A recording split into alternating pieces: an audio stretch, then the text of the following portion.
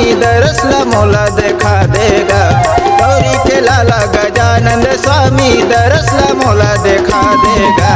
भोले के लाला गणेश देवा दरस ला मोला दिखा देगा। भोले के लाला गणेश देवा दरस ला मोला दिखा देगा। गौरी के लाला गजानंद स्वामी दरस ला मोला देखा देगा। गौरी के लाला गजानंद स्वामी दरस ला मोला देखा देगा। भोले के लाला गणेश देवा दरस ला मोला दिखा देगा। भोले के लाला गणेश देवा दरस ला मोला दिखा देगा।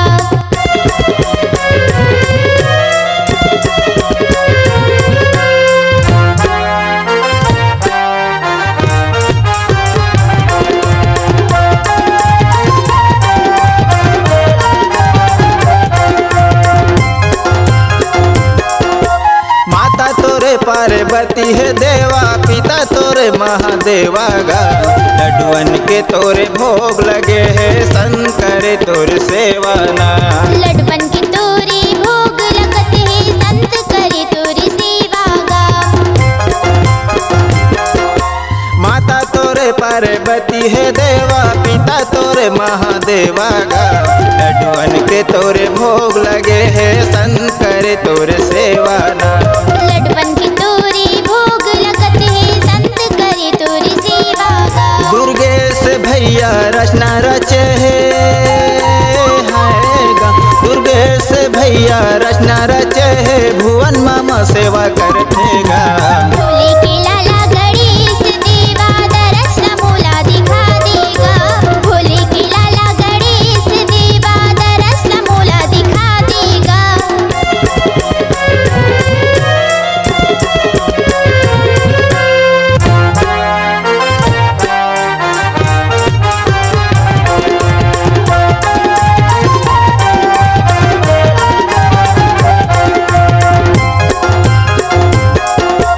सुपा सुपा तोरे कान है देवा, मुसवा तोरे सवारी गा। सहस दीवाना भजन सुनाए, कृपा तेहा बना देना। रोशनी कुमारी भजन सुना दे, कृपा दया बना देगा। सुपा सुपा तोरे कान है देवा, बिगड़ी तेहा बना देगा। सहस दीवाना भजन सुनाए, कृपा तेहा बना देना। रोशनी कुमारी भजन सुनाए, कृपा दया बना देगा। गौरी के लाला गजानंद स्वामी हाएगा। गौरी के लाला गजानंद स्वामी दरस ला मोला देखा देगा। भोले के लाला गणेश देवा दरस ला मोला दिखा देगा। भोले के लाला गणेश देवा दरस ला मोला दिखा देगा।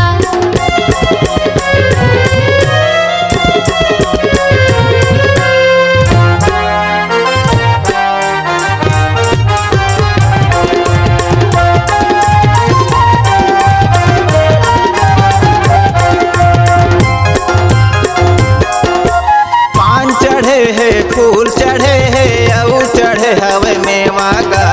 मुसवा तोर सवारी है देवा, कृपा तेहा बना देगा। मुसवा तोर सवारी है देवा, कृपा दया बना देगा। पान चढ़े है, फूल चढ़े है, और चढ़े हवे मेवा का। लड्डुअन के तोरे भोग लगे है, शंकर तोरे सेवा ना। लड्डुअन के तोरे भोग लगे है, संत करे तोरी सेवा गा। गौरी के लाला गजानंद स्वामी हाएगा। गौरी के लाला गजानंद स्वामी दयाल तह बरसा देगा। भोले के लाला गणेश देवा दरस ला मोला दिखा देगा। भोले के लाला गणेश देवा दरस ला मोला दिखा देगा। गौरी के लाला गजानंद स्वामी दरस ला मोला देखा देगा। गौरी के लाला गजानंद स्वामी दरस ला मोला देखा देगा। भोले के लाला गणेश देवा दरस ला मोला दिखा देगा। भोले के लाला गणेश देवा दरस ला मोला दिखा देगा। सहस दीवाना भजन सुनाए, कृपा तेहा बना देना। रोशनी कुमार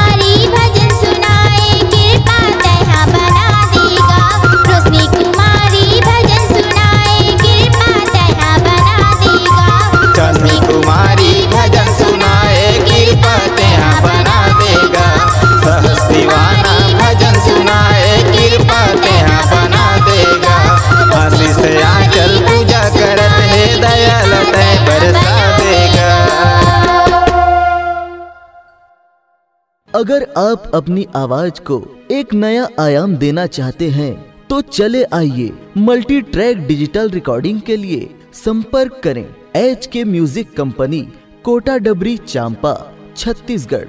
मोबाइल नंबर है 9329238487 और 8085380339।